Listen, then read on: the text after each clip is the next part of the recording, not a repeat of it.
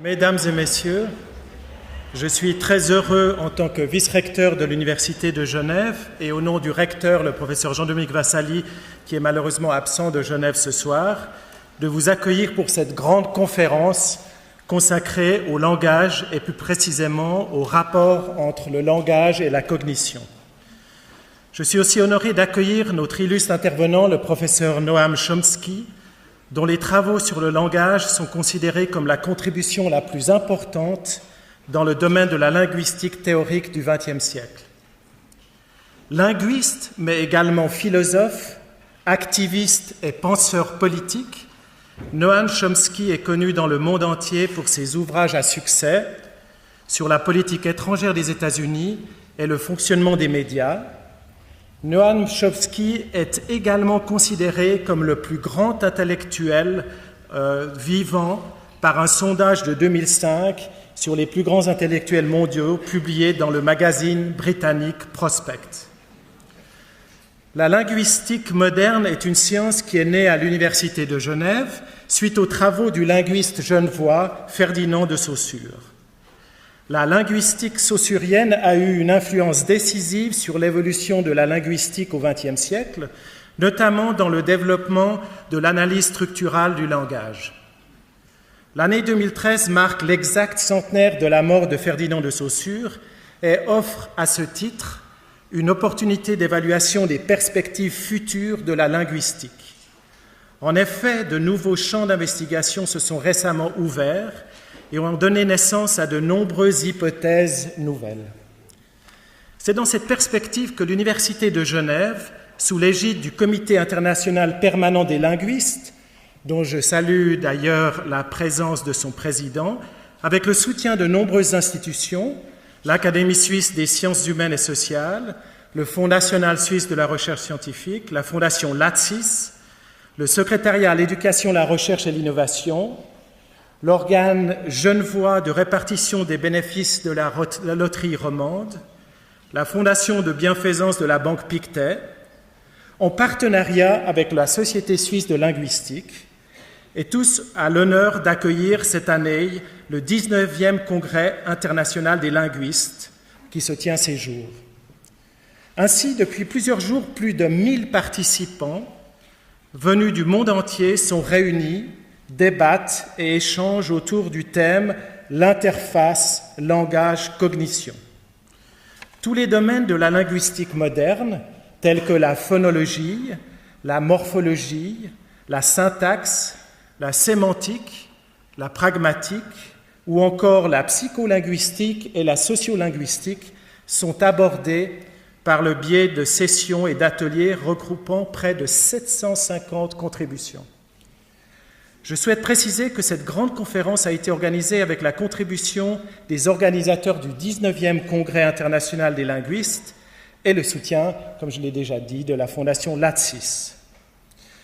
Je précise que suite à cette conférence, une session de questions-réponses aura lieu dans cette salle, modérée par Stefan Andersson, président du comité scientifique du Congrès. Sans plus attendre, je passe la parole au professeur Urs Schlonski, professeur au département de linguistique à l'université, et vous remercie de votre attention.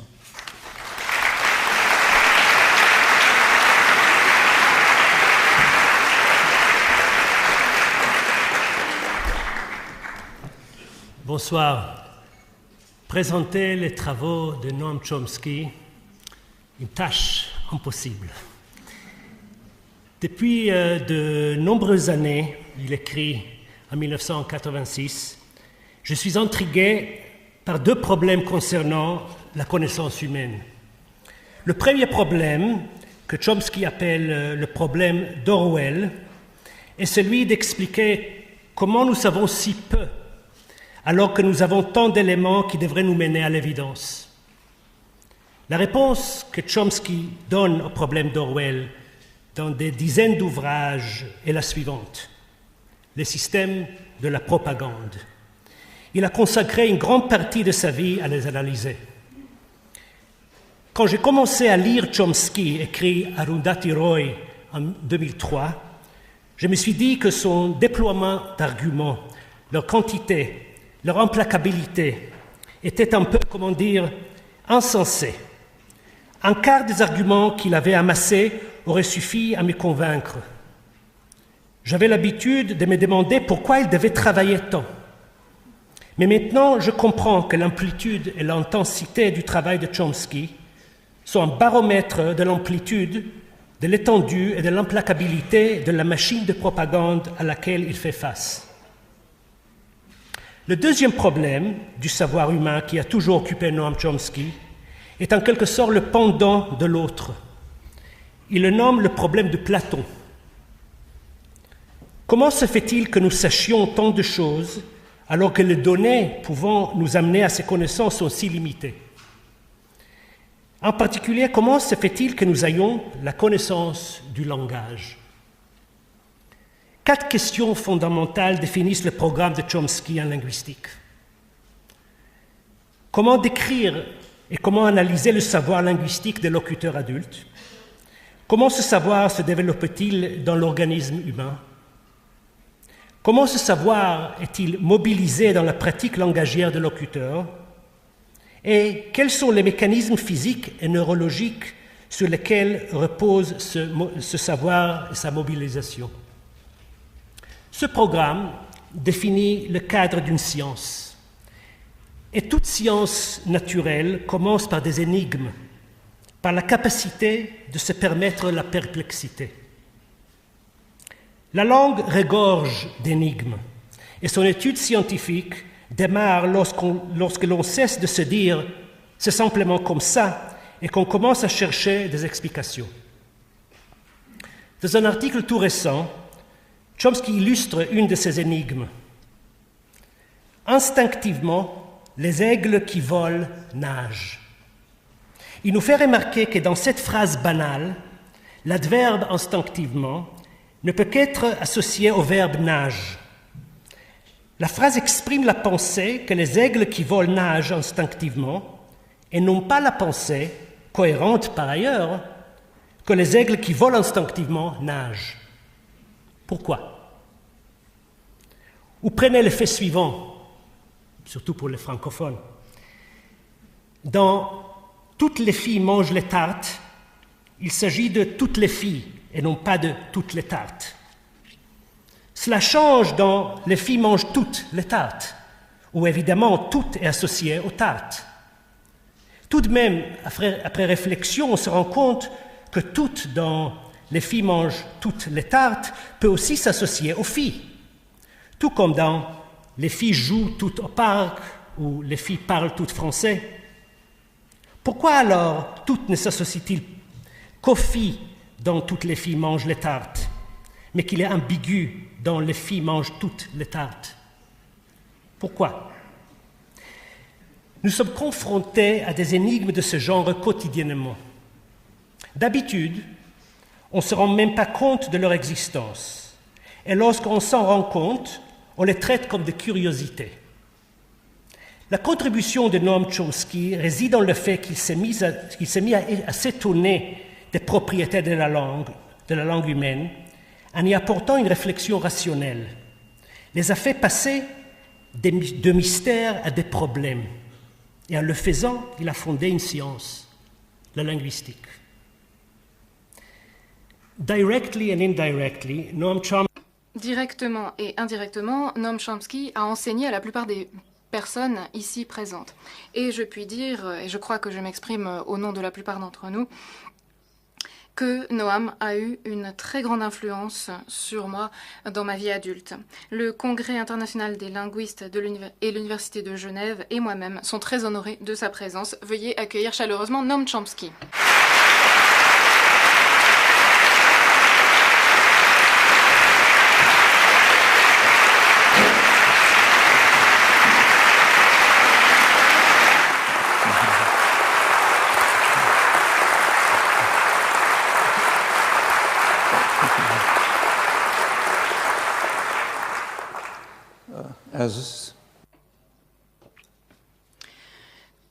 Comme cela a été dit, il s'agit d'une perspective, d'un point de vue personnel que je vais vous exposer. Il n'y a pas de consensus autour des questions que je vais vous présenter. et je vais vous présenter un point de vue minoritaire dans les domaines connexes. Il existe toutefois l'unanimité sur une question. Depuis la deuxième moitié du XXe siècle, il y a eu une grande expansion de la recherche sur le langage, sans commune mesure avec le passé. Voyez le nombre de personnes présentes ici et au Congrès, voyez la profondeur de la recherche. Et des travaux très poussés ont eu lieu sur des langues typologiquement diverses. De nouveaux sujets ont été ouverts. Ce sont des questions étudiées par des étudiants aujourd'hui qui n'auraient pas été formulées, énoncées ou imaginées il y a un demi-siècle ou même plus récemment. De nouveaux problèmes et énigmes se font jour plus rapidement que l'on ne peut résoudre, au moins partiellement, les vieilles questions. Ce sont autant de signes encourageants de toute une palette de disciplines enthousiasmantes, même si j'ai quelques réserves auxquelles je reviendrai. Je crois que on peut dire qu'on peut expliquer ce changement par les possibilités qui sont devenues disponibles au milieu du XXe siècle. De nouvelles possibilités pour se pencher sur la question fondamentale, à savoir qu'est-ce que le langage. Et l'évolution des sciences formelles a permis une formulation claire de ce que nous devrions reconnaître comme étant la propriété fondamentale du langage. Chaque langue fournit une palette infinie d'expressions structurées hiérarchiquement et qui peuvent être interprétées au niveau de deux interfaces. L'interface conceptuelle intentionnelle et sensorimotrice. Et ceci permet une formulation de l'affirmation classique d'Aristote, à savoir que le langage est le son doué de sens. Mais il semblerait que les travaux de ces dernières années démontrent que c'est une affirmation trop restrictive et elle induit en erreur de manière significative. Tout au moins, chaque langue comprend une procédure computationnelle qui satisfait au principe de la propriété fondamentale. Toutefois, toute théorie du langage est par définition une grammaire générative et chaque langage est ce que l'on appelle maintenant i-langage. I qui représente interne, individuel et intentionnel avec un S, pour ceux qui connaissent les termes techniques parmi vous. Alors, nous nous intéressons à la procédure computationnelle réelle et non pas à l'ensemble d'objets qu'elle énumère. Nous nous intéressons à la capacité générative forte. Les capacités génératives faibles et ce que certains appellent E-langage ne sont pas, à mon avis, pertinentes. C'est quelque chose qui a été discuté de manière très poussée il y a 50 ans, mais qui a été relativement oublié. Alors, il existe de nombreuses approches au langage, mais chaque approche devrait reconnaître que le langage est la propriété d'une personne individuelle, interne à l'esprit et au cerveau, ce qui est appelé maintenant le cadre biolinguistique. Ce cadre devrait ne pas porter à controverse et devrait être vu comme un prérequis pour d'autres recherches qui permet de soulever d'autres questions, des questions qui sont discutées ici, acquisition, usage de la langue, usage du langage en société, les mécanismes internes qui mettent en œuvre ce système, tant le système de connaissance lui-même et ses divers usages, deux tâches qui sont liées.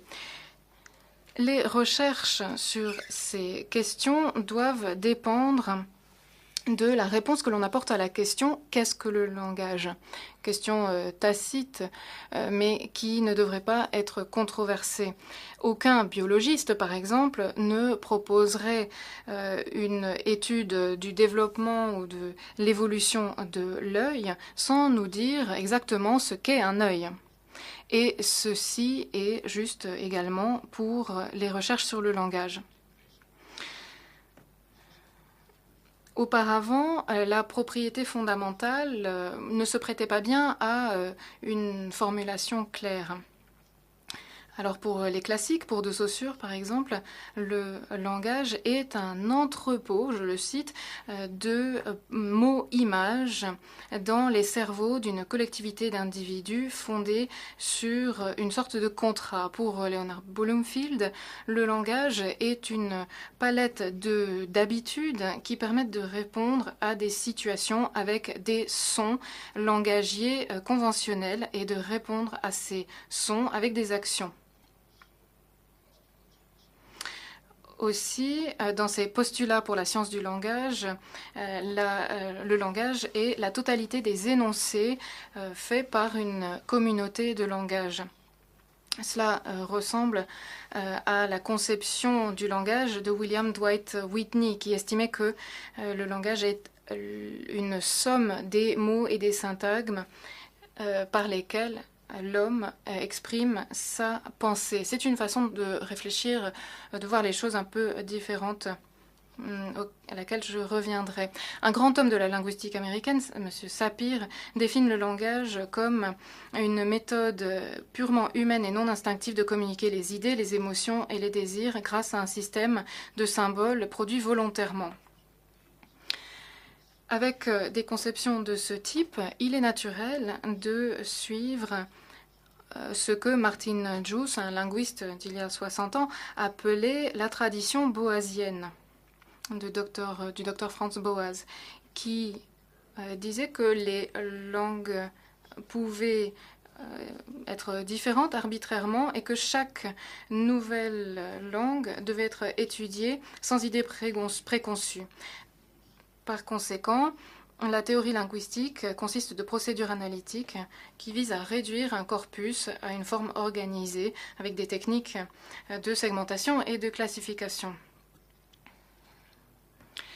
Ce changement de cap vers la grammaire générative dans le cadre biolinguistique a ouvert la voie pour des recherches plus poussées sur le langage lui-même et les sujets connexes.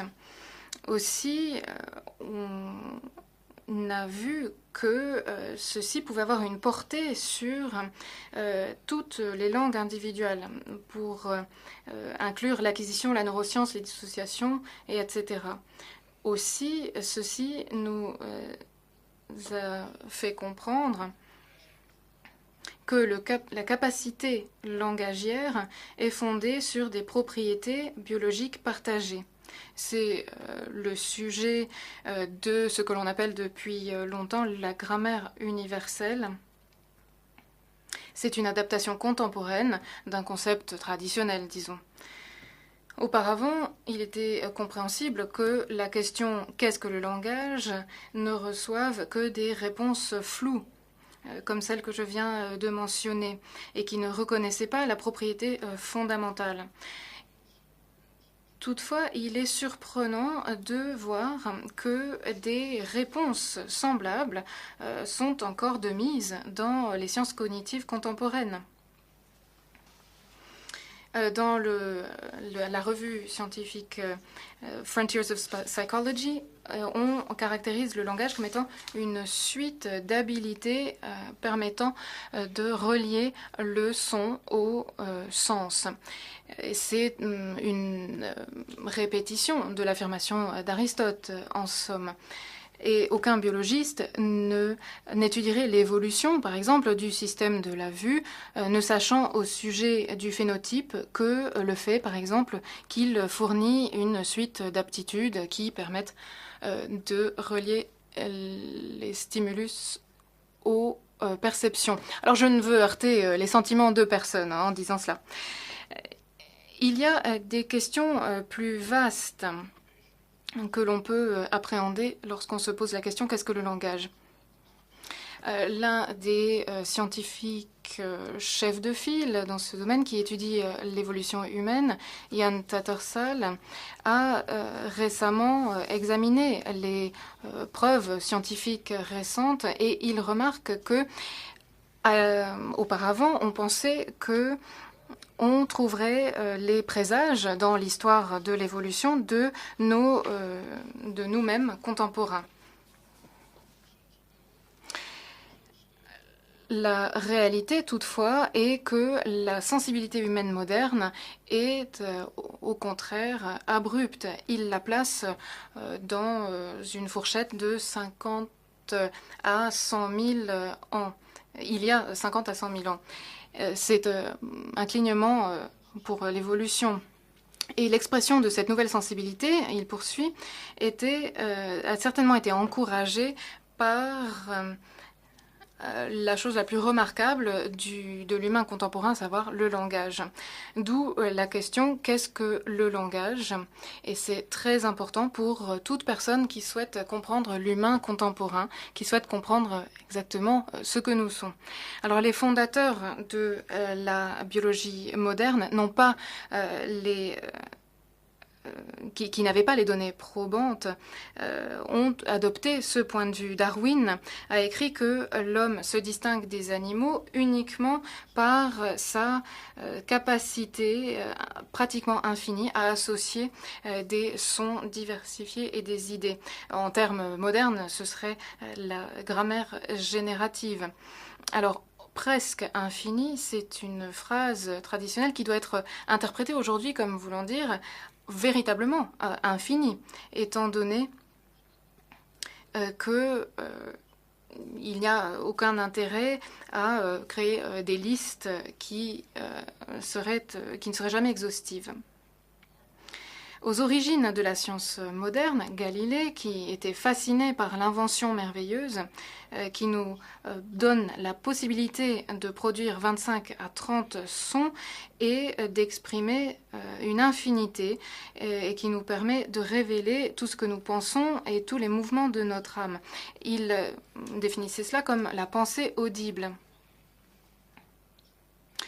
C'est ce que Whitney disait, même si Galiléo allait bien plus loin en reconnaissant le caractère infini du langage. Et en 2500 ans de recherche, il a été très difficile de prouver le contraire. Alors, cette reconnaissance de l'intérêt profond du langage est devenu un élément de base de la science et de la philosophie cartésienne. Il n'y a aucune raison aujourd'hui de remettre en doute l'intuition de Descartes, à savoir que le langage est une activité créative.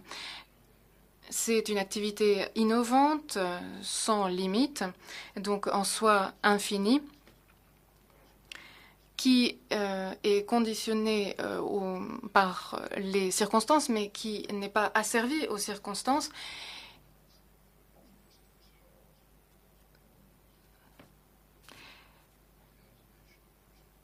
Et cette observation nous semble juste, d'après ce qu'on sait.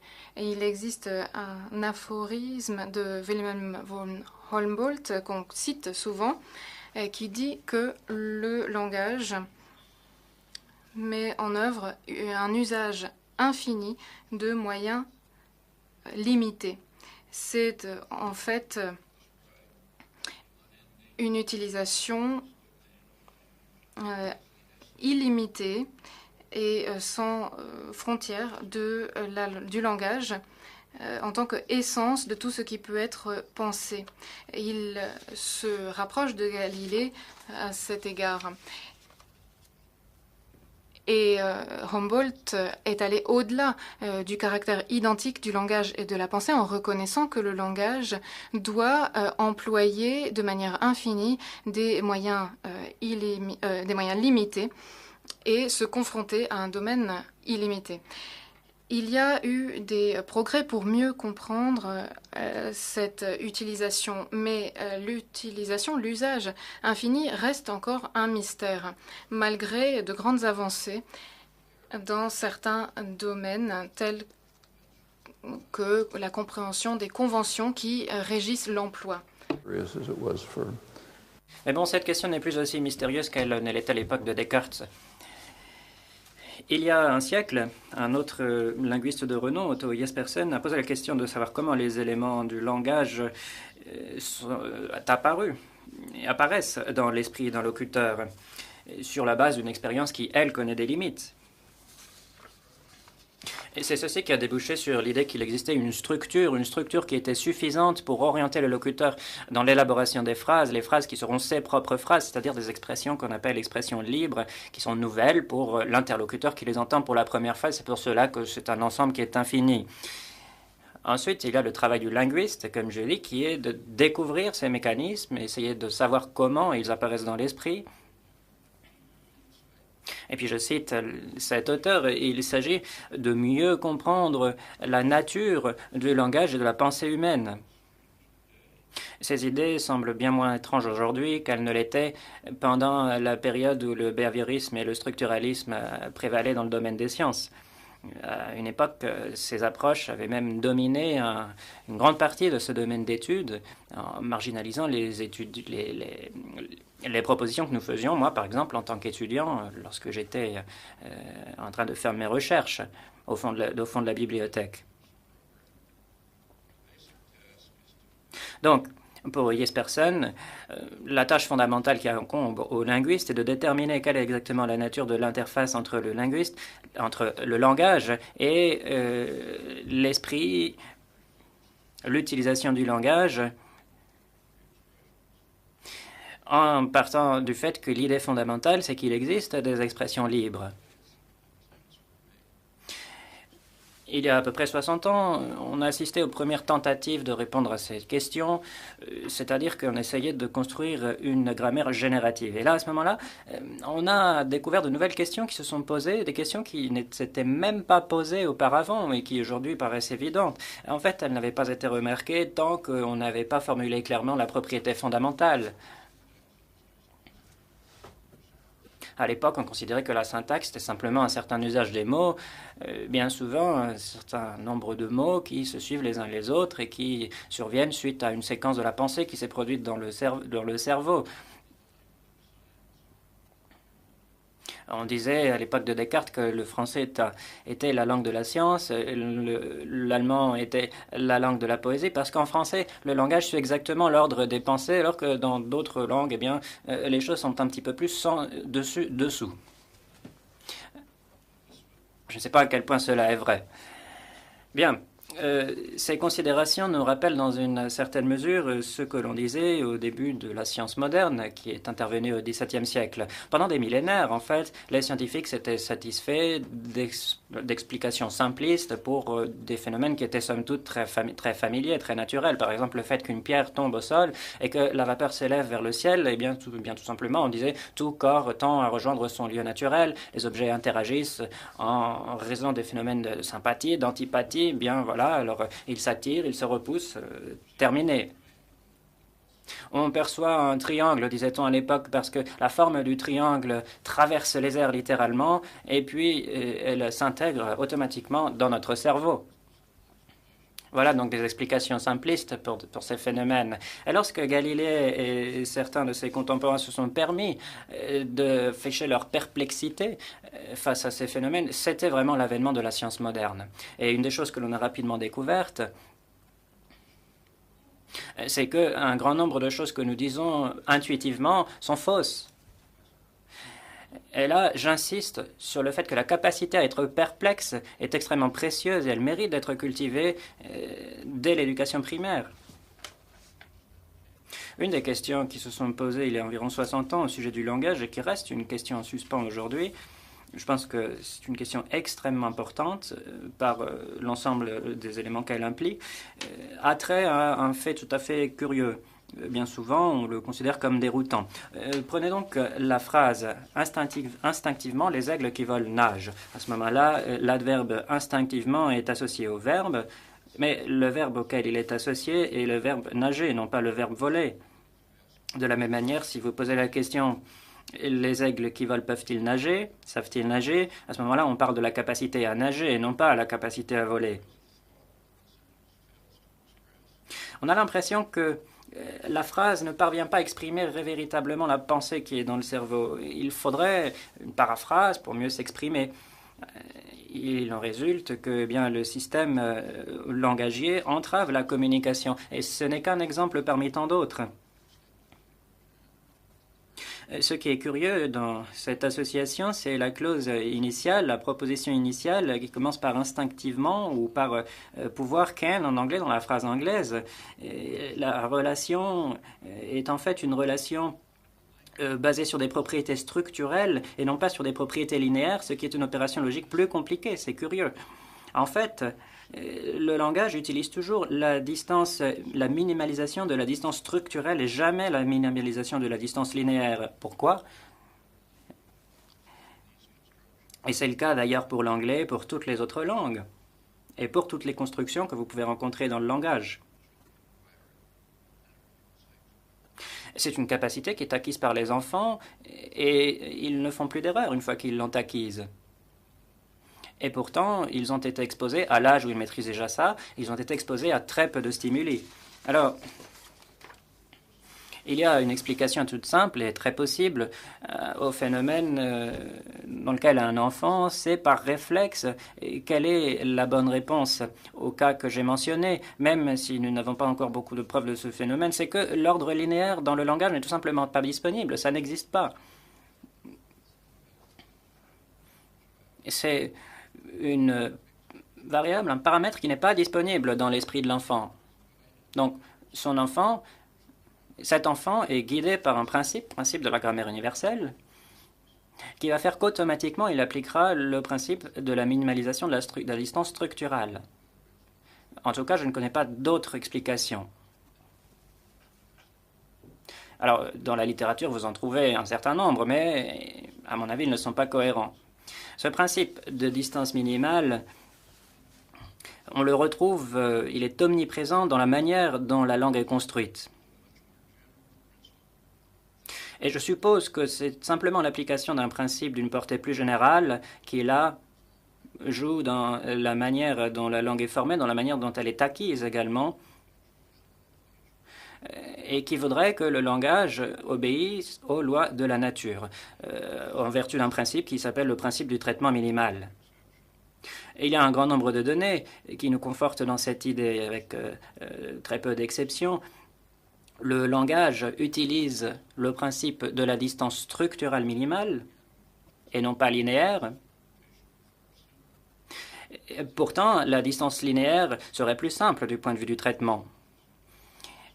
C'est une affirmation qui est corroborée par des résultats dans le domaine de la neuroscience. Il y a un groupe de recherche qui a fait des travaux à Milan. Je ne sais pas si vous connaissez le linguiste qui participait à ces recherches, c'est Andrea Moro.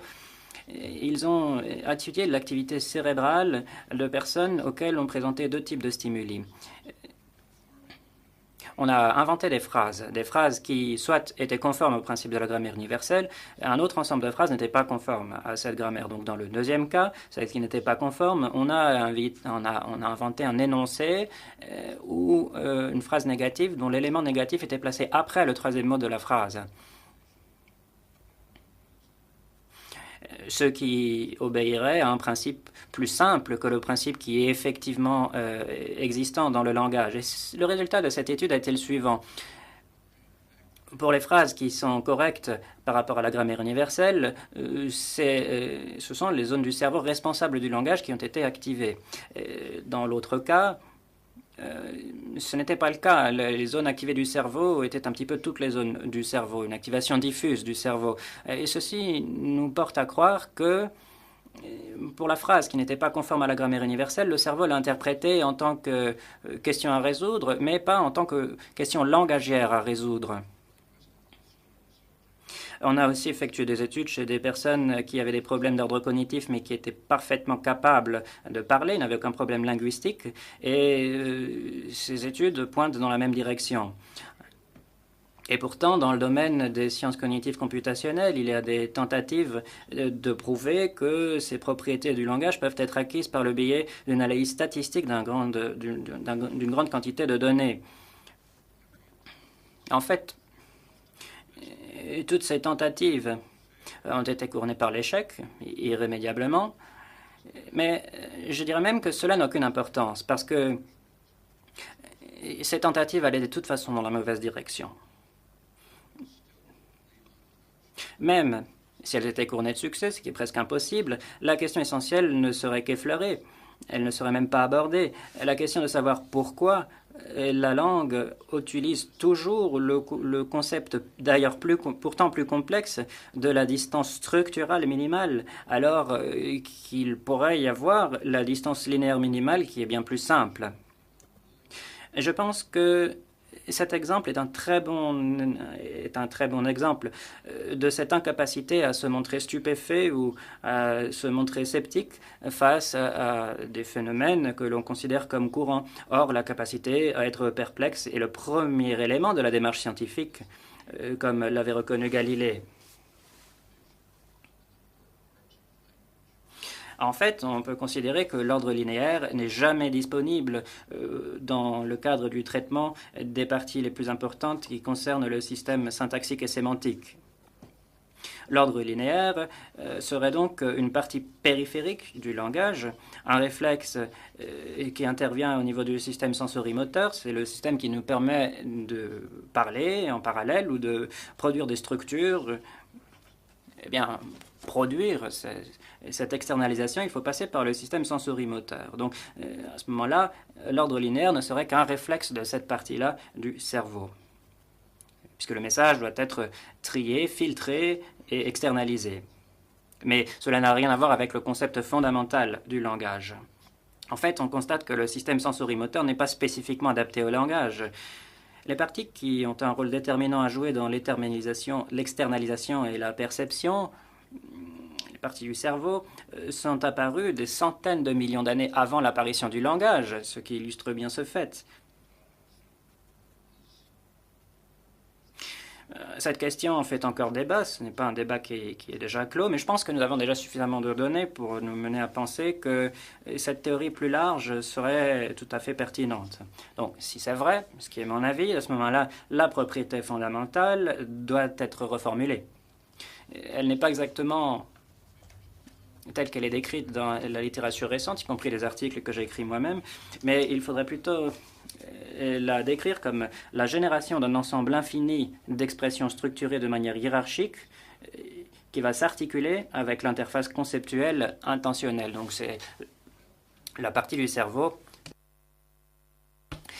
qui est responsable de la pensée. Si cette affirmation est vraie, à ce moment-là, nous avons de bonnes raisons de revenir à la conception initiale du langage qui veut que le langage, c'est de la pensée. Et donc, le langage ne serait pas du son porteur de sens, mais plutôt du sens exprimé par une certaine forme d'externalisation. Cela peut être du son la plupart du temps, mais il y a plusieurs modalités d'externalisation. En fait, on constate que l'externalisation n'est même pas utilisée dans la plupart des cas. Une grande partie, la partie la plus importante de l'usage langagier, se fait de manière interne à l'intérieur de nous-mêmes. On ne produit même pas les phrases.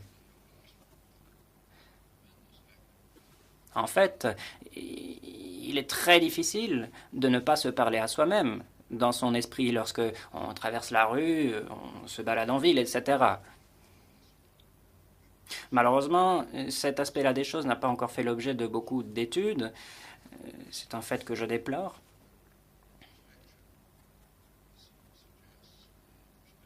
Et cela est cohérent avec ce que moi, en tout cas, je retire de l'introspection. Ce qui atteint la partie consciente du cerveau, ce ne sont que de petits fragments. Et puis finalement, les expressions formées de toutes pièces complètement peuvent être produites de manière interne. Généralement, c'est comme cela que ça se passe. Or, elles sont produites bien trop rapidement pour que l'appareil articulatoire puisse être instruit, pour qu'il puisse recevoir l'instruction de former la phrase. Et c'est un domaine là de la recherche qui n'a pas encore fait l'objet de suffisamment de travaux et sur lesquels nous mériterions de nous attarder. Le fait qu'il y ait une partie du processus langagier qui n'atteint même pas la conscience. On devrait s'attarder davantage sur la question.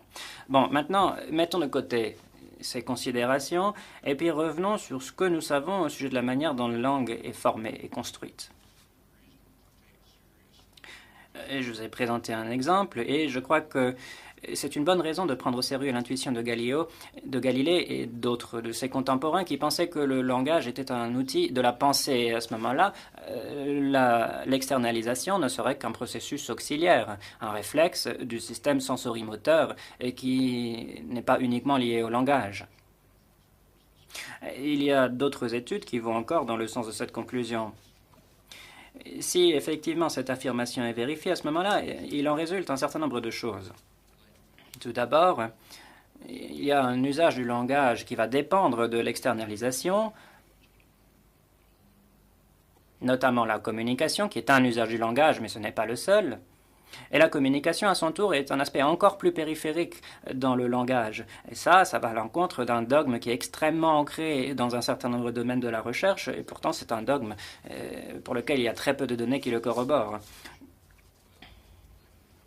En fait, tout ce qu'on a dit sur l'évolution de la langue, ce sont des spéculations, essentiellement des spéculations qui vont dans la mauvaise direction. On a beaucoup spéculé sur l'évolution de la communication. Or, la communication est justement un aspect périphérique du langage. Et cette vraie question de l'évolution du langage n'a pas fait l'objet de vraies études.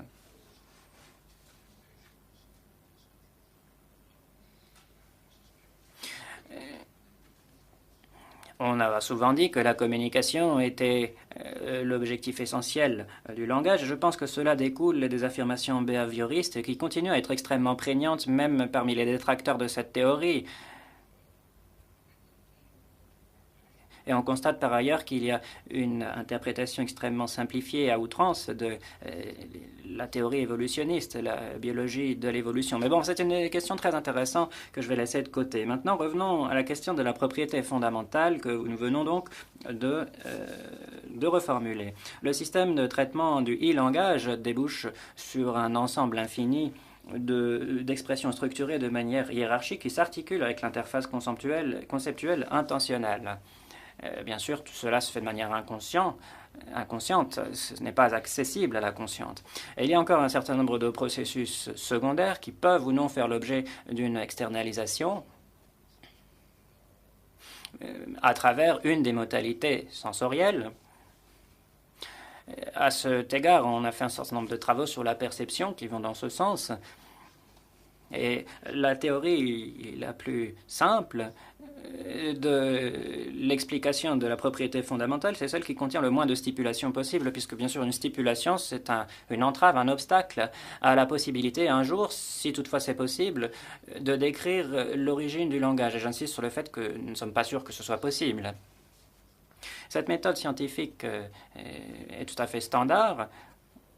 Je n'ai rien à redire là-dessus, mais on peut s'interroger toutefois sur la question de savoir jusqu'où nous mènera cette méthode éprouvée qui est monnaie courante dans le domaine de la science depuis très longtemps.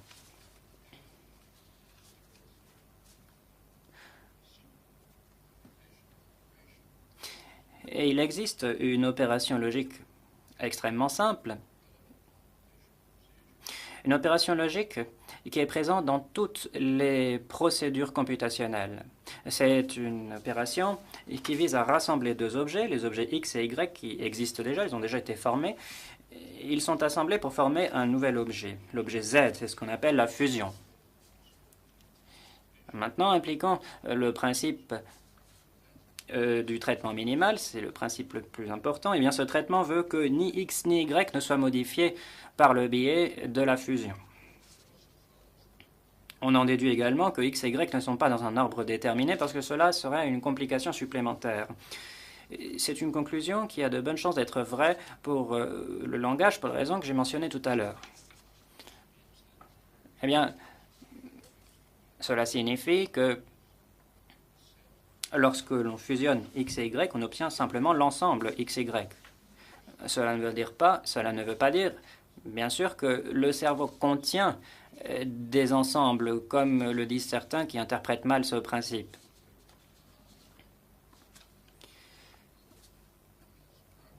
Mais quels que soient les processus qui ont lieu dans le cerveau, je pense que nous pouvons les caractériser en utilisant ce principe de la même manière que vous n'allez pas trouver le diagramme de Kekulé pour le benzène dans un tube à essai. C'est simplement un système qui permet de décrire la structure du benzène. Alors revenons à cette histoire de la fusion. Aucun des deux objets ne fait partie de l'autre. Par exemple, vous pouvez combiner le verbe lire au syntagme se livre, et vous obtenez le syntagme lire ce livre. À ce moment-là, vous avez utilisé la fonction externe parce qu'aucun des deux éléments ne fait partie de l'autre. Maintenant, postulons que l'un des deux éléments appartient à l'autre. À ce moment-là,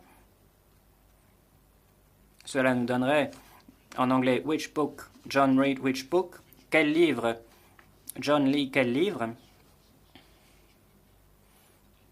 Mais ce qui apparaît par le biais de l'externalisation, on a la phrase « Which book did John read ?» Et c'est un exemple très classique d'une propriété omniprésente dans le langage. C'est quelque chose qui s'appelle le déplacement, c'est-à-dire qu'un syntagme n'est entendu qu'à un certain endroit de la phrase, mais il est interprété à deux endroits différents. En fait, le cerveau interprète de la manière suivante pour quel livre X John lit le livre X, mais on entend la phrase quel livre lit John. Donc voilà la manière dont le système de la pensée interprète une phrase qui a été externalisée. À ce moment-là, on constate que puisqu'Y appartenait à X et que l'on a ajouté Y à X, on a un ensemble qui contient X et puis deux Y, la version de Y qui appartenait au X et puis l'autre. À ce moment-là, c'est un autre type de fusion, la fusion interne. Certains appellent ça la théorie de la copie du mouvement, mais enfin, ce n'est pas très important. La fusion interne et la fusion externe sont les deux seules possibilités d'avoir une fusion binaire. Et je crois qu'il est très important d'être conscient du fait que ces deux opérations se présentent tout naturellement.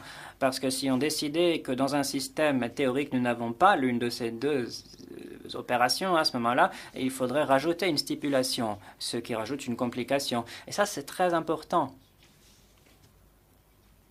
Ce principe a pris de plus en plus d'ampleur depuis qu'il a été remarqué il y a 50 ans. Pendant de nombreuses années, on considérait, moi je faisais partie des personnes qui le considéraient également, que ce phénomène était en fait la manifestation d'une imperfection du langage. C'était une pensée que l'on ne peut pas exprimer de cette manière-là, c'est-à-dire que la grammaire universelle devait encore, notre théorie de la grammaire universelle devrait être étoffée pour mieux expliquer le phénomène. En fait, nous essayons maintenant de partir de l'affirmation la plus simple, avec le moins de stipulations possible, pour aller le plus loin dans l'explication du langage. Un petit peu comme lorsque vous avez un flocon de neige qui, dans des conditions idéales, se forme, et puis il a tout de suite la forme idéale. On constate donc qu'il y a des lacunes dans la version externalisée. Et puis autre chose, c'est que la fusion interne satisfait au principe du traitement minimal et débouche sur des expressions qui sont adaptées au traitement sémantique, l'interprétation sémantique, comme dans la phrase John read which book, John read which book, c'est-à-dire que la structure est idéale pour le système conceptuel intentionnel, mais pas pour le système sensorimoteur. Et c'est quelque chose que l'on constate dans toutes les langues, c'est que seul l'exemplaire qui est le plus saillant dans la structure de l'expression est externalisé. Voilà qui vient à l'appui de la thèse générale, mais enfin ça c'est encore une parenthèse. Pourquoi doit-on supprimer certains exemplaires ? Moi, j'expliquerai ça par un autre cas d'application du principe général du traitement minimal, c'est qu'il faut articuler le moins possible. Principe du traitement minimal. Ainsi, la phrase qui a effectivement été articulée présente des lacunes. Et on peut dire la même chose lorsque l'on se parle à soi-même dans sa tête. La phrase a des lacunes. Et ça, c'est un problème parce que notre esprit doit déterminer là où se trouve l'élément manquant. Alors les personnes qui étudient les questions de perception et de traitement du langage savent que cette lacune pose un certain nombre de problèmes d'interprétation. En fait, si vous écrivez un logiciel informatique de traitement automatisé des langues, c'est ça justement votre écueil principal. Et ce n'est pas un cas ou deux isolé dans le langage, il y a toute une catégorie de structures qui obéissent à ce principe. En fait, le langage favorise le traitement minimal, quelles que soient les difficultés que cela pose pour l'utilisation du langage. Ça, c'est quelque chose d'autre de très intéressant également à remarquer. Et il y a certaines théories qui remplacent la fusion interne par d'autres mécanismes, mais ces théories sont très difficiles à prouver parce qu'il y a deux choses à expliquer. Tout d'abord, pourquoi avons-nous cette stipulation qui interdit l'existence de la fusion interne, puisque la fusion interne normalement se présente naturellement. Et puis ensuite, s'il n'y a pas de fusion interne, comment le déplacement est-il opéré ?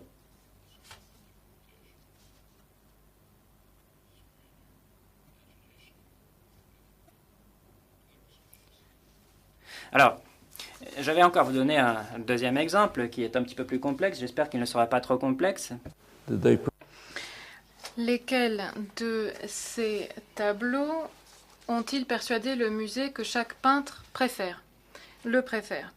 Et ceci est dérivé d'une fusion interne de la structure sous-jacente, la suivante. Lequel de ces tableaux ont-ils persuadé le musée que chaque peintre préfère? Alors là, on remarque des suppressions de copies. Alors c'est formé directement par une fusion interne, avec un déplacement et deux copies. C'est la même chose que quel livre a lu John. Là, il s'agit de voir comment on a persuadé le musée de quel tableau préférait les sujets. Donc, on comprend que lequel des tableaux est l'objet de préfère. C'est analogue à un des tableaux dont ils ont persuadé le musée que chaque peintre préférait un des tableaux. Alors, ceci a des conséquences en termes de relation entre le quantificateur et la variable, entre chaque et ces tableaux. Lequel de ces tableaux ont-ils persuadé le musée que chaque peintre préfère? La réponse peut être son premier tableau, qui est différent pour chaque peintre. C'est comme dans l'interprétation qu'on a de « ils ont persuadé le musée que chaque peintre aimait un des tableaux ». En contraste, une réponse de ce type n'est pas possible pour une expression semblable structurellement. Lequel de ces tableaux ont-ils persuadé le musée que chaque peintre préférait les fleurs? Donc, de façon manifeste, c'est la copie non énoncée qui fournit la structure nécessaire au lien quantificateur variable.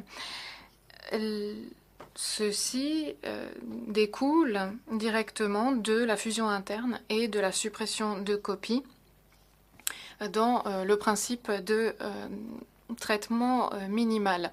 Et on peut citer encore beaucoup d'exemples encore plus détaillés. Et tout comme dans d'autres exemples plus simples, comme instinctivement les aigles qui volent nagent, il est inconcevable que un traitement de données produise ces résultats. Les données pertinentes ne sont pas disponibles à la personne qui apprend le langage. Les résultats doivent donc découler de la main de la nature originelle, pour citer David Hume. Et en nos termes, on pourrait dire que cela dépend du bagage génétique, et notamment la grammaire universelle. On peut donc arriver à des conclusions prégnantes sur la nature de la grammaire universelle en résolvant des énigmes de ce type. Alors, il est souvent dit dans la littérature scientifique qu'il n'existe pas d'universel linguistique véritable. Vous savez cela, vous avez certainement entendu cela. Toutefois, on ne fait là certainement pas référence à la grammaire universelle, mais plutôt à des généralisations descriptives, les fameux universels de Joseph Greenberg. Mais les généralisations ont le plus souvent des exceptions, qui sont très valables en tant que moteur de la recherche. Par exemple, les exceptions aux suppressions de copies. Et c'est généralisé dans les sciences. Prenez un cas comme le suivant, les perturbations dans l'orbite d'Uranus, qui n'ont pas mené à l'abandon des principes de Newton et des lois de Kepler, mais qui ont mené à la conclusion plus large qu'il n'y a pas de loi de la physique. Cela arrive aussi dans les sciences cognitives. On a donc recherché, on a postulé et ensuite découvert une autre planète, Neptune. Des exceptions à des généralisations valables dans l'ensemble ont joué un grand rôle dans les sciences et dans l'étude du langage également. C'est à garder à l'esprit. Alors on peut conclure que si le langage est idéalement conçu, alors il fournit des structures qui peuvent permettre l'interprétation, mais qui présentent aussi des difficultés de perception et donc de communication. Il y a de nombreux autres exemples qui conduisent à la même conclusion, les ambiguïtés structurelles ou les phrases tortueuses. Il y a notamment les îlots qui sont illustrés par le PCV. Prenez l'exemple, ils ont demandé si les mécaniciens avaient réparé les voitures. On peut demander combien de voitures, donc combien de voitures ont-ils demandé que les mécaniciens avaient réparées, ou on peut demander aussi combien de mécaniciens ont-ils demandé avaient réparé les voitures. C'est une pensée tout à fait acceptable, mais on ne peut pas la formuler de cette manière. Il faut utiliser des paraphrases qui donc sont une entrave à la communication. On peut citer de nombreux exemples de ce type. Et je crois que les structures résultent d'un fonctionnement libre des règles les plus simples. Et ceci présente des difficultés pour la perception et la communication. Alors si on s'y penche de près, on peut trouver un certain nombre de conflits entre l'efficacité de communication et l'efficacité computationnelle, comme dans l'exemple que je viens de citer. Et dans chaque cas connu, c'est l'efficacité de communication qui est sacrifiée. On ne sacrifie jamais l'efficacité computationnelle. Ceci signifie donc que le langage est créé comme un flocon de neige, selon les lois de la nature. Ceci étaye également le fait qu'il faut revisiter l'affirmation d'Aristote et étaye l'opinion selon laquelle le langage est un instrument de la pensée et qu'il n'y a pas grand-chose d'autre à ajouter. Je crois que cette conclusion s'inscrit bien dans les preuves très limitées que nous avons sur la survenue du langage. Survenue du langage qui intervient abruptement dans l'évolution. La biologie moderne veut souvent que les évolutions soient progressives, graduelles. Or, ce n'est pas vrai, et Tattersall le dit bien, à savoir que l'évolution n'est pas seulement sélection naturelle, qu'elle n'a pas à être évolutive ou progressive. On pourrait dire qu'une petite réorganisation du cerveau a donné lieu à la fusion il y a environ 50 000 ou 100 000 ans, et ceci a permis la pensée sans limite et créative. On a souvent appelé cela le grand bond en avant. On trouve cela dans les données archéologiques, et il existe de grandes différences qui distinguent les humains modernes et le reste du règne animal. Alors on peut dire que chaque système computationnel doit comporter une collection d'éléments atomiques qui sont utiles pour le processus de computation, de traitement. Alors, un atome peut être décomposé par d'autres moyens. Pour le langage, c'est le lexique. Je crois qu'il y a de bonnes raisons d'accepter les propositions qui sont faites pour la grammaire générative, à savoir que le terme de mot est une notion phonologique et non syntactique. Enfin, mais je ne vais pas m'appesantir sur ces sujets maintenant. Alors, quelles que soient ces unités, elles posent un autre problème de taille. Problème qui devra être étudié dans le domaine des origines du langage. Le problème est que ces unités, ces éléments, ces atomes, disons, concepts encore si vous voulez, sont assez différents de ce qui est constaté chez les animaux et dans leur système de communication. Il semblerait que chez les animaux, les symboles sont cohérents avec la doctrine référentialiste, à savoir que un cri d'animal est toujours associé à une entité externe au cerveau, à l'esprit. Alors, un cri particulier indique que les feuilles bougent ou autre. Et il semblerait que ce soit universel chez les animaux. Mais on est aussi parti de ce principe pour le langage.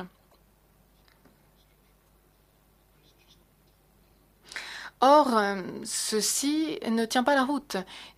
Si l'on s'intéresse de très près aux mots les plus simples,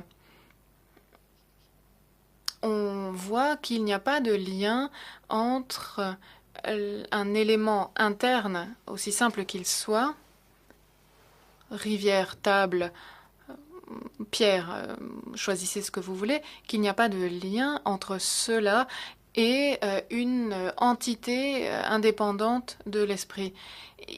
Cela sous-entend toujours une conception. Et pourtant, cette doctrine est encore généralisée. Et pourtant, elle est fallacieuse à mon avis. Alors, mettons de cela de côté, mais autre problématique qui est très peu comprise et très peu étudiée à cause de la puissance de la doctrine référentialiste, doctrine référentialiste qui est omniprésente. Autre sujet qui devrait être débattu à un autre moment. Alors ces quelques observations ne font que gratter la surface du sujet, mais peut-être peuvent-elles nous indiquer en quoi la question « qu'est-ce que le langage » est importante et en quoi une étude soigneuse de cette question fondamentale peut ouvrir de nouveaux horizons dans l'étude de l'être humain. Merci.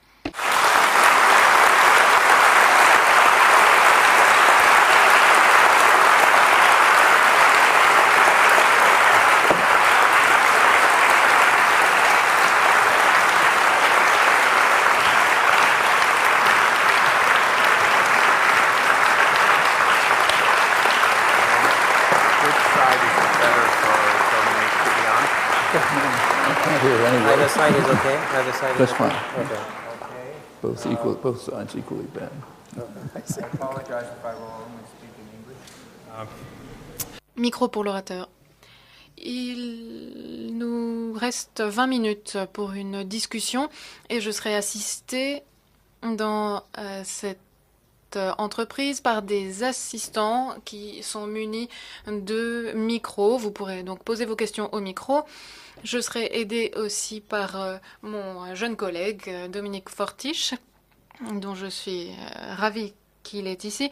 Il va s'assurer du fait que vos questions arriveront aux oreilles de M. Chomsky. Alors, quelques règles avant de démarrer. Je souhaite que vos questions portent uniquement sur le sujet traité ici, plutôt que sur d'autres problématiques. Aussi, soyez brefs, parce que ces questions vont devoir être répétées, traduites. Aussi, je voudrais que vos questions soient des questions et non des déclarations.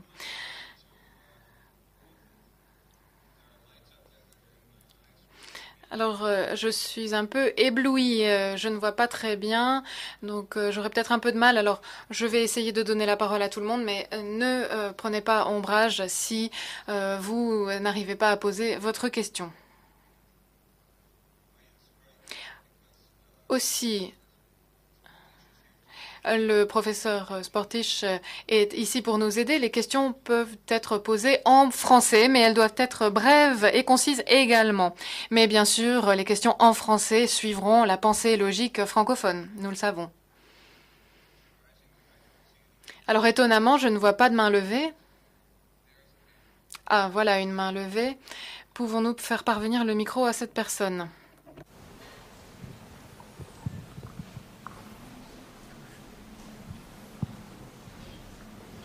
Is it on? Yes. Merci. J'aurais voulu en savoir un peu plus sur l'émergence ou sur, comment dire, je ne sais pas exactement comment formuler la chose parce que cela n'a pas atteint mon conscient. Mais vous avez évoqué le fait que nous avons chacun une langue personnelle avant même d'en être conscient. Alors, je ne parle pas de l'articulation, de la formulation, mais de la conscience de cette langue. Qu'est-ce qui précède cela? Qu'est-ce qui précède le langage? Est-ce que c'est structuré, selon vous? Et est-ce que cela ressemble à ce que nous voyons comme étant le langage?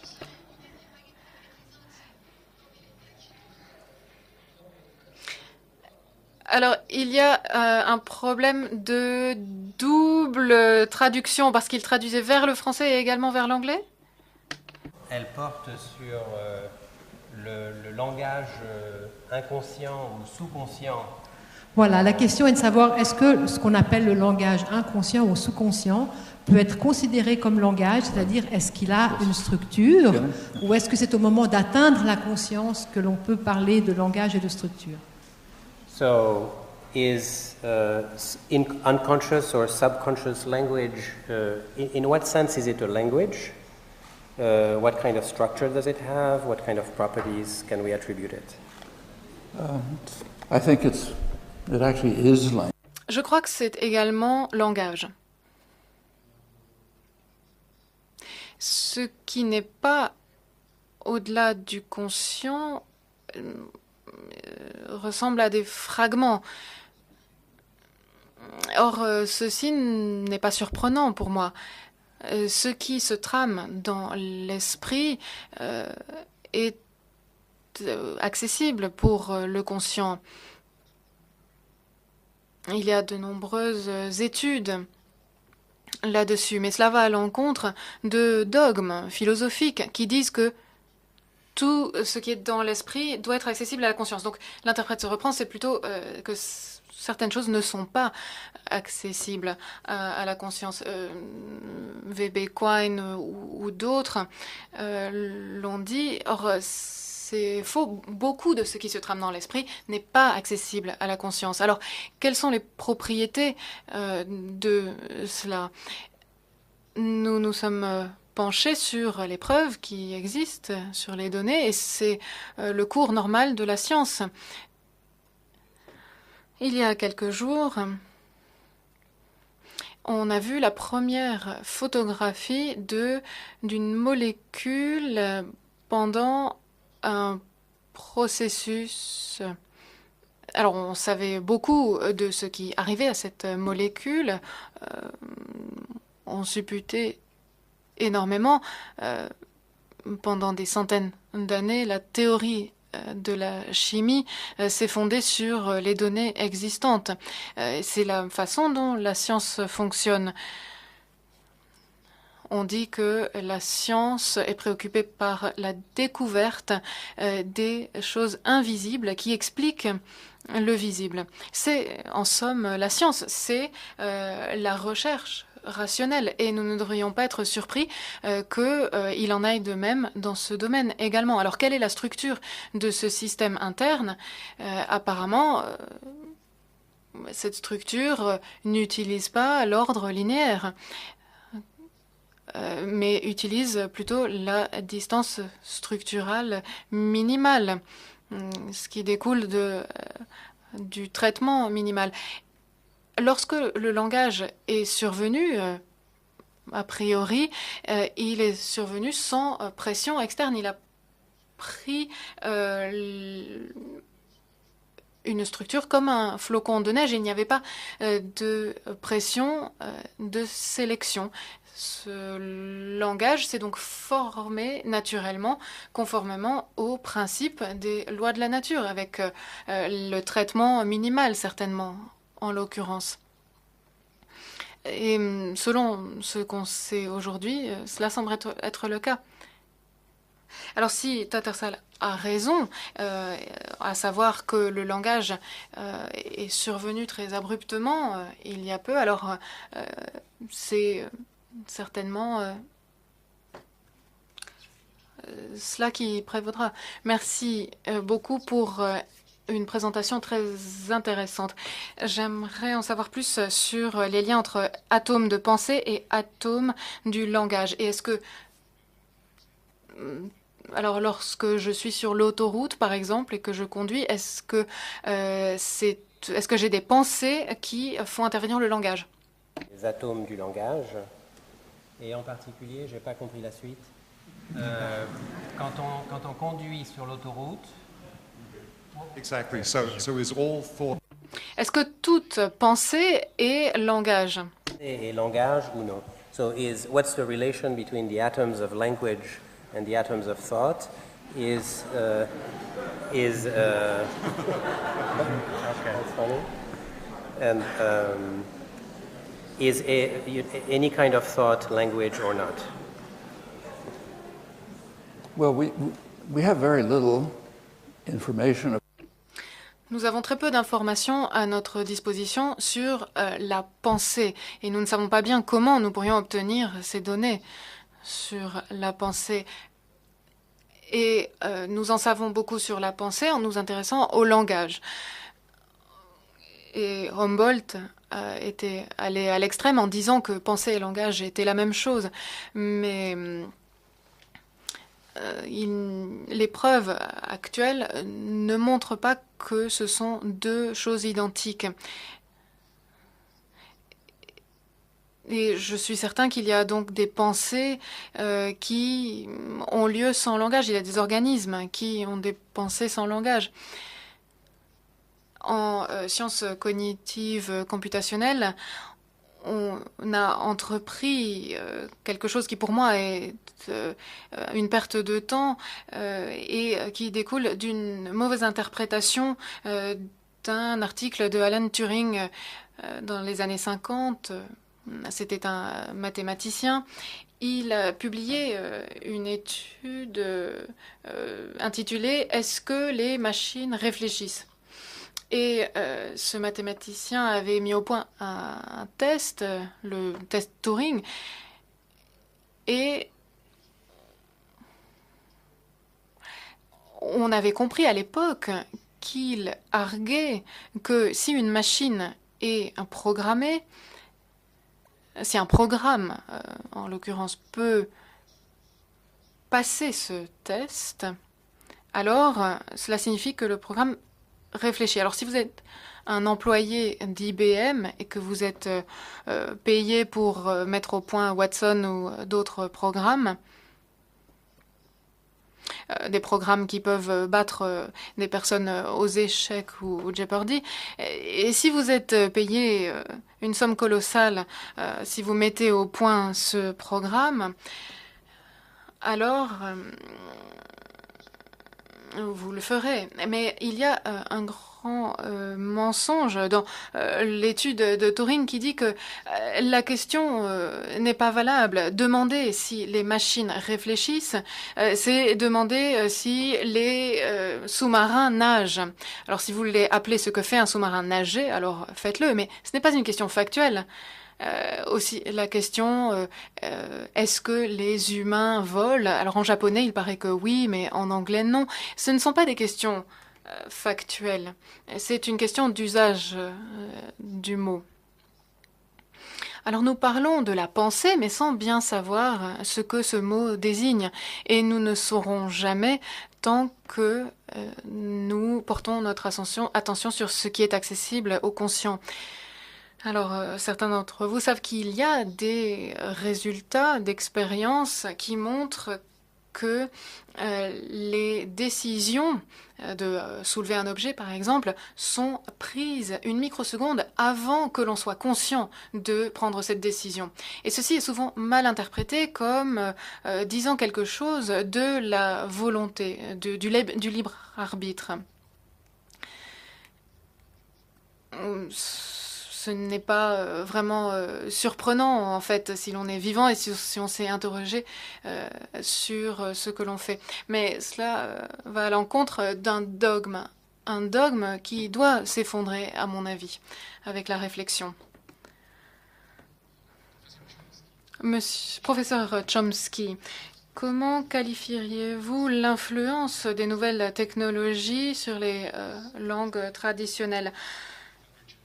Ce qui est utilisé par les jeunes générations tweet, chat, SMS. On fait des raccourcis, on utilise des émoticônes.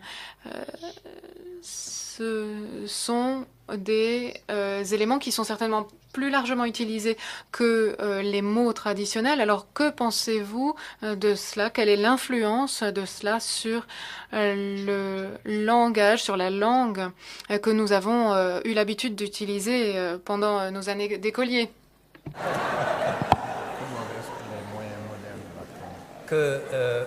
Pensez-vous qu'il y a une influence des technologies modernes de communication comme les textos, le chat, etc. sur le langage?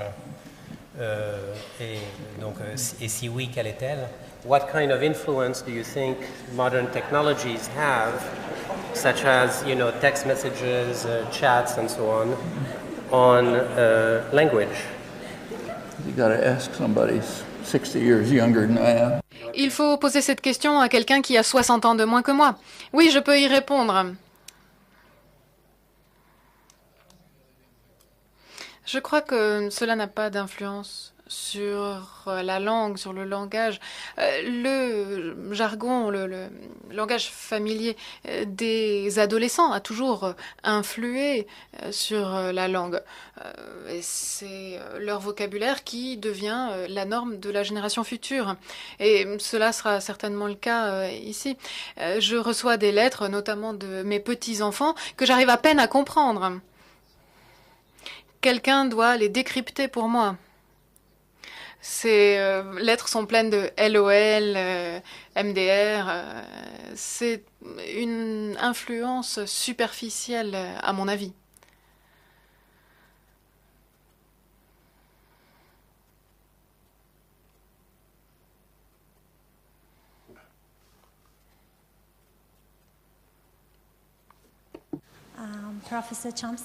Professeur Chomsky, vous avez beaucoup œuvré dans le domaine politique et comme vous le savez, le langage a un rôle en politique et dans la société.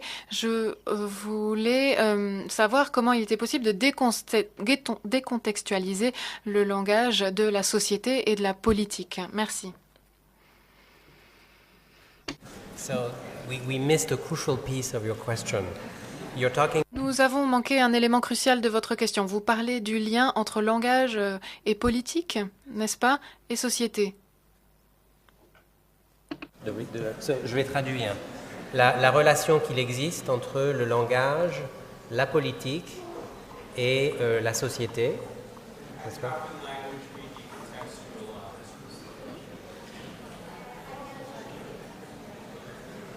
Et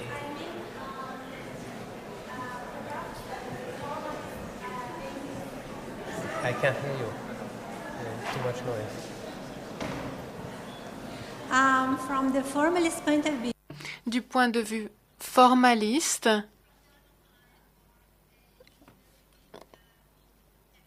donc Monsieur Chomsky est un formaliste mais aussi un militant politique. Il a beaucoup travaillé sur ces questions politiques et donc je voulais savoir de quelle manière on pouvait décontextualiser le langage de la société, de la politique, de toute autre question.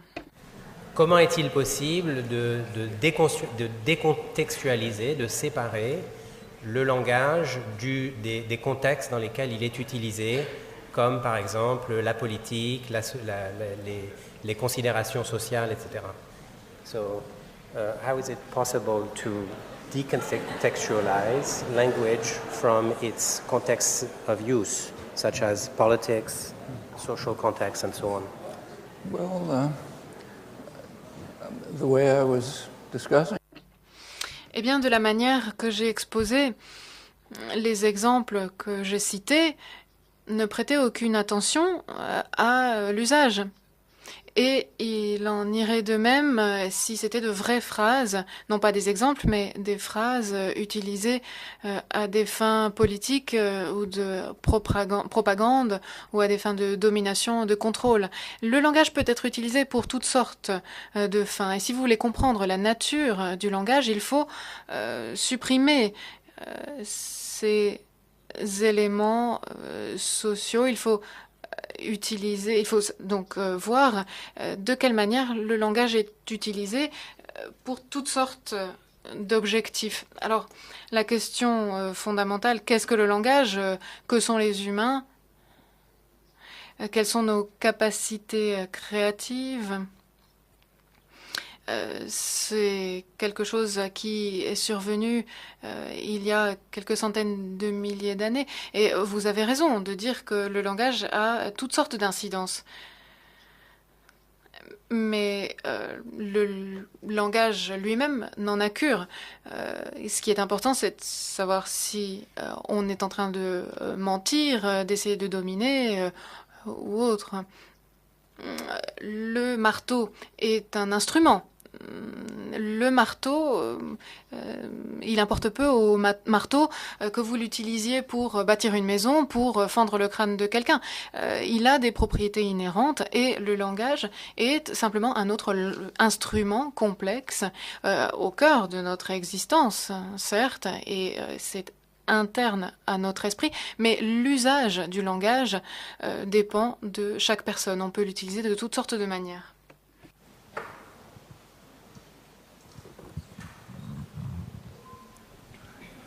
My question is... Ma question est celle de savoir pourquoi le langage est si efficace. Pourquoi le langage est-il si efficace? Peut-être y a-t-il d'autres formes de vie dans lesquelles il y a des opérations plus complexes et donc moins efficaces. Pourquoi le langage est-il si efficace, si performant? Et existe-t-il d'autres formes de vie qui possèdent des systèmes qui sont... Are there aliens with more complex operations? Peut-on imaginer l'existence d'extraterrestres avec des systèmes plus complexes qu'Emerge? So, why is language so efficient? And can we imagine extraterrestrial beings or aliens with more powerful systems? Well, actually, language... En fait, le langage n'est pas si efficace que ça. Je vous ai donné des exemples dans lesquels je vous ai bien montré que la manière dont la langue est effectivement constituée est telle que bien souvent, lorsque l'on l'utilise, c'est inefficace parce que cela entrave la communication. C'est ce fameux problème des lacunes. Cette question de la distance structurelle et non pas la distance linéaire. Une fois, il y a 20 ans, j'avais écrit une phrase qui avait scandalisé un grand nombre de personnes. Je disais que dans un certain sens, le langage semble beau, mais ce n'est pas le cas. Moi, j'essayais simplement d'illustrer ce qui découle des études qui sont effectuées sur le langage et qui montrent qu'en fait, sa construction intervient un petit peu comme celle d'un flocon de neige. C'est-à-dire que la construction est belle, mais il y a un grand nombre de cas dans lesquels l'utilisation du langage n'est pas si beau que ça. Je peux vous donner un grand nombre d'exemples. Il y a des ambiguïtés structurelles, etc.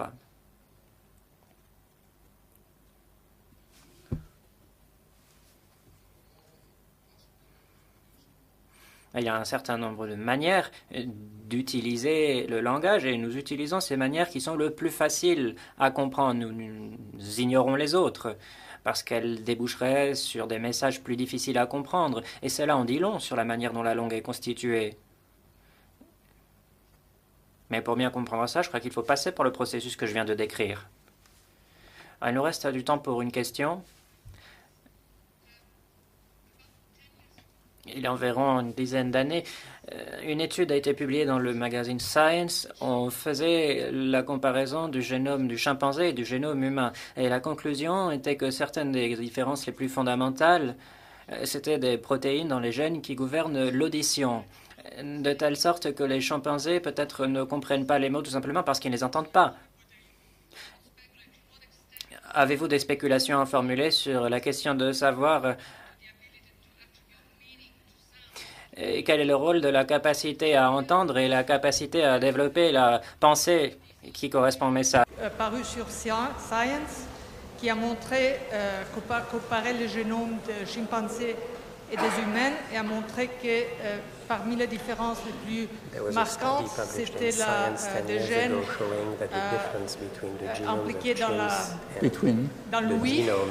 Et donc, je demande si je pense que l'habilité d'entendre certains sons, certains bruits, ont contribué à la possibilité d'attribuer un significat et donc de développer la pensée. Well, if I understand the question. Si j'ai bien compris la question, il s'agit du chevauchement extrêmement étroit entre les gènes humains et les gènes des chimpanzés. Parce qu'effectivement, le génome humain et le génome des chimpanzés est extrêmement similaire. Et on comprend de mieux en mieux qu'il n'y a que très peu de variations entre les différents organismes. Lorsque la tradition boasienne est apparue en disant que les langues présentent des différences qui sont arbitraires les unes entre les autres, c'est quelque chose qui a été repris également dans le monde de la biologie. Donc il y a une variété d'organismes qui ont des différences. Ces différences sont arbitraires et illimitées. Et à ce moment-là, ça voulait dire que lorsque l'on étudie un nouvel organisme, on ne peut pas reprendre ce qu'on avait fait dans l'étude d'un autre organisme. Et beaucoup de travaux ont été effectués par François Jacot et d'autres chercheurs sur la question des gènes régulatoires. Ce sont des gènes qui contrôlent la formation de certains organes. Et ces travaux ont montré qu'il y a un fort taux de conservation dans la structure génétique. En fait, il y a même une thèse qui a été avancée par un biologiste moléculaire américain et qui n'est absolument pas considéré comme absurde actuellement et qui consiste à dire qu'il n'y a qu'un seul animal dans le monde. Et les différences sont mineures. En fait, nous sommes tous des variations du même animal, y compris les plantes, etc. C'est-à-dire qu'il y a un tronc commun extrêmement présent. Cela ne semble pas si absurde que ça. C'est une idée qui est reprise très sérieusement par un grand nombre de biologistes. Donc, effectivement, il y a beaucoup de chevauchements entre le chimpanzé et l'être humain, mais cela ne veut pas dire grand-chose. Effectivement, les différences sont mineures. Peut-être qu'elles soient dues simplement au timing des différentes modifications au travers de l'évolution. Donc, de petits changements au niveau du timing, de l'organisation des mécanismes régulatoires qui peut faire la différence entre être un oiseau qui peut voler ou être un animal terrestre. Donc, ce sont des différences qui sont extrêmement minimes entre l'homme, le chimpanzé, les souris, etc. Mais bon, ces différences mineures produisent des phénomènes extrêmement différents à ce moment-là. Bien, nous serions ravis de poursuivre cette conversation avec le professeur Chomsky, mais je crois que le temps qu'il nous a imparti est épuisé. Nous le remercions.